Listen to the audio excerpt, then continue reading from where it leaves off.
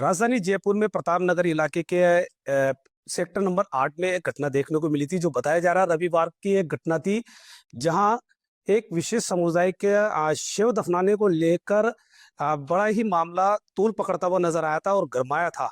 और वही बात की जाए स्थानीय लोगों की, जो स्थानीय लोगों का जो विरोध था वो इस प्रकार का विरोध था कि ये एक प्रकार का पार्क था, ना कि ये कब्रिस्तान था। इसलिए वहाँ बाकायदा उनको, जो विशेष समुदाय के जो लोग थे, उन्हें मना किया गया कि यहाँ से जो शव है उसको शव को नहीं दफनाया जाए।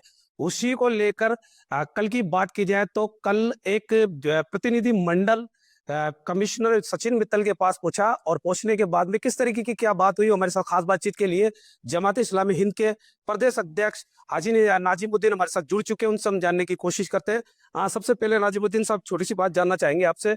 जो कल आपका एक डेलीगेशन कमिश्नर सचिन मित्तल जी के पास पहुंचा, किस प्रकार का डेलीगेशन, क्या किस प्रकार का क्या ज्ञापन था आपकी ओर से? देखिए, पहली बात हम कहना चाहते हैं कि जो सेक्टर नंबर 8 में श्योपुर में जो कब्रिस्तान है, आबाई कब्रिस्तान है, पुराना कब्रिस्तान उनका है, उनकी कब्रें वहाँ पर हैं, उनके जो हैं उनके बुजुर्ग वहाँ पर दफन हैं और कागजात भी हैं उनके पास। खुद इन्होंने आरटीआई के जरिए से, हाउसिंग बोर्ड थे जब वो उसकी रिपोर्ट मांगी पिछले दिनों में, तो हाउसिंग बोर्ड ने खुद उसको कब्रिस्तान माना है और उनके पास पुराने कागजात सब मौजूद हैं। सवाल इस बात का है कि जब एक बुजुर्ग का इंतकाल होता है और इंतकाल होने के बाद जब वहाँ वहाँ दफनाने की तैयारी करते हैं, तो कुछ लोग, एरिया के रहने वाले कुछ लोगों के विरोध के सामने पुलिस, जिसकी जिम्मेदारी है कि वो इंसाफ के तकाज़ों को पूरा करे, वो इंसाफ के मुताबिक काम करे, किसी की तरह का दबाव बर्दाश्त ना करे। आप किस दबाव में काम कर रहे हैं और दबाव के चलते आप उन लोगों को, जो खुद बेचारे जो हकदार हैं, उनके हक को तो दबाया जा रहा है, और जो लोग मुजरिम हैं उनकी बात को माना जा रहा है। मतलब कहाँ की बात है ये? पुलिस को तो चाहिए और प्रशासन को तो चाहिए हर हाल में वो इंसाफ कायम करे। उनको तो चाहिए था कि उन लोगों को समझाते, उनको रोकते या उन पर एक्शन लेते कि तुम किस बुनियाद पर इसको इन लोगों को दफनाने से रोक रहे हैं। तो मैं समझता हूँ कि बिल्कुल गलत था और बहुत ही जयपुर के लिए बहुत ही शर्मनाक और बहुत ही निंदनीय कृत्य था वो, जिसको जिसको पुलिस को इस तरह से नहीं करना चाहिए था। उसको इंसाफ कायम कर, नंबर एक।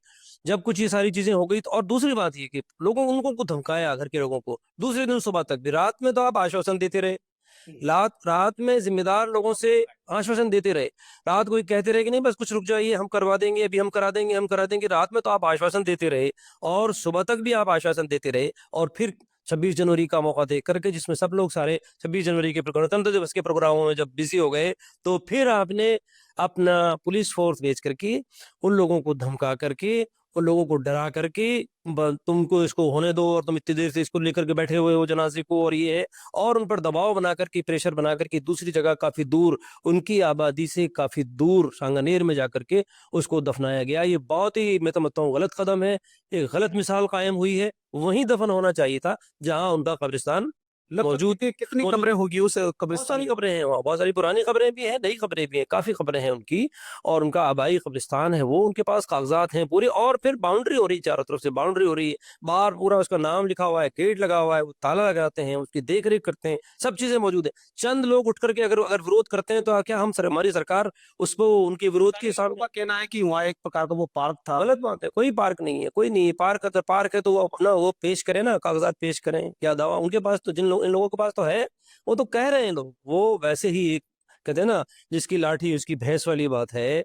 वहाँ की इन लोगों की आबादी कम है, जो मुसलमान रहते हैं उनकी आबादी कम है, ये लोग वहाँ ज्यादा रहते हैं, तो ये समझते हैं कि हम, हमारे बीच में ये, हम क्यों यहाँ कब्रिस्तान को और यहाँ क्यों होने दें। लेकिन जो चीज एक पहले से साबित शुदा एक चीज है, जिसके कागजात मौजूद है, आप इस तरह करेंगे तो आपकी इमेज खराब होगी, छवि खराब होगी, राजस्थान की भी खराब होगी, सरकार की भी होगी और पुलिस की भी होगी।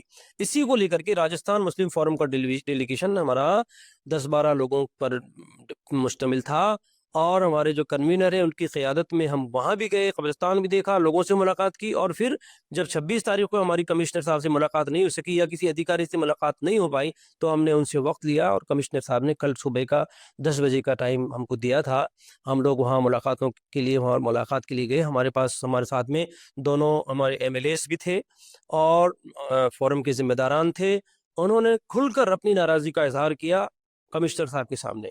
ये सब कुछ गलत हुआ है, ये ठीक नहीं हुआ है, आपकी जिम्मेदारी थी कि लॉ एंड ऑर्डर आप मेंटेन करते, पुलिस की नाकामी लग रही है। और कहा हमने नाकामी को, हमने कहा उनके सामने साफ तौर पर। एसीपी हरिशंकर शर्मा ने भी कहा था कि ये प्रकार का एक बड़ा तूल ना पकड़ ले और बड़ा मामला ना हो जाए, इसलिए छोटा सा मामला था, हमने समझाइश करके गलत है पूरा उनका, मामला शांत करवाया। उनकी नजर में छोटा सा मामला है, अब ये बड़ा मामला हो गया। और एक इमेज ऐसी हो गई, पुलिस की एक ऐसी इमेज बन गई कि साहब पुलिस ने एक इंसाफ के तकाजे को पूरा नहीं किया और चंद लोगों के विरोध के सामने उनकी बात तो मान ली और उन लोगों की बात नहीं मानी जो बेचारे वहां हक रखते थे, अपना अपना वो सारी चीजें रखते थे। तो उनको चाहिए था कि उनसे कहते कि नहीं यही होगा, और फिर इसके बाद में देखा जाएगा, सारी चीजों की जांच बाद में की जाएगी, अभी इसको तो दफनाने का काम तो यही होगा। तो उन्होंने एक गलत ट्रेंड कायम किया, एक गलत मिसाल कायम की। ये सारी बातें हमने कमिश्नर साहब से कही हैं और हमने कहा कि वहाँ ताला लगाने नहीं दे रहे हैं, आप ताला लगवाने के लिए कहिए। ताला वहाँ लगा दिया गया है, उन्होंने कह दिया था कि लगा दीजिए ताला। आगे हमने ये कहा है कि आप, उन्होंने वादा किया है कि हम इसको बहुत जल्दी इसको हम ठीक करते हैं, ठीक करने की कोशिश करेंगे, आप लोग बिल्कुल आप बेफिक्र रहिए और हम इसको ठीक करेंगे। तो हमें उम्मीद है कि वो ठीक करेंगे और इसको ठीक ठाक, और आगे कोई प्रॉब्लम नहीं आएगी, किसी भी तरह की प्रॉब्लम नहीं आएगी। हम तो वहाँ के लोगों से भी कहते हैं, जो वहाँ आबादी में रहने वाले लोग हैं, सब आपस में, ये चीजें तो ऐसी हैं कि इन चीजों को हटाया और कहीं दूर नहीं ले जाया जा सकता। वहाँ के लोगों को भी बड़ा दिल रखना चाहिए, जो आबादी की जो लोग हैं, अगर दूसरे धर्म के या दूसरे जाति और समुदाय के लोग हैं, उनको भी बड़ा दिल रख करके आपसी हमदर्दी और आपसी भाईचारे की मिसाल कायम करनी चाहिए कि नहीं कोई बात नहीं भाई, अब बड़े लोग हो इस या तरह का जो सौहार्द बिगाड़ने वाले लोग हैं, जो असामाजिकता तो है, इस तरीके के जो एक माहौल क्रिएट करते हुए नजर आ रहे थे, क्या उन लोगों के खिलाफ, क्या आपकी मुस्लिम फॉर्म की ओर से या फिर जो परिवादी था उनकी ओर से, क्या परिवार को शिकायत दी गई? उन्होंने शिकायत दी, थाने में शिकायत दी है, वहाँ के लोगों ने शिकायत दी है, और उसी शिकायत की बुनियाद पर हमने कमिश्नर साहब से भी कहा है कि हम उम्मीद करते हैं कि आप न सिर्फ इस मामले को आगे ठीक करेंगे, बल्कि जिन लोगों ने माहौल को बिगाड़ने की कोशिश की और जिन लोगों ने उनको रोका, उन पर भी आप एक्शन लेंगे। ये बात हमने कमिश्नर साहब से कही है।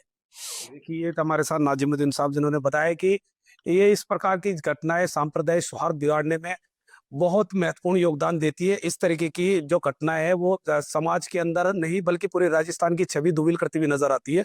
और बड़ी बात इनकी ओर से कही गई है कि हमने एक डेलीगेशन कमिश्नर सचिन मित्तल के पास पहुंचे और पहुंचने के बाद में हमारी पीड़ा बताई, और जिनके साथ ये पूरा घटनाक्रम हुआ वो भी मौके पर पहुंचे और उन्होंने भी अपनी पीड़ा बताई। और ये पीड़ा बताने के बाद में कमिश्नर ने खुद ने आश्वासन दिए इस प्रकार की जो भी इस तरीके के जो कारित करते हुए नजर आ रहे हैं उन पे पुलिस की ओर से सख्त कार्रवाई की जाएगी।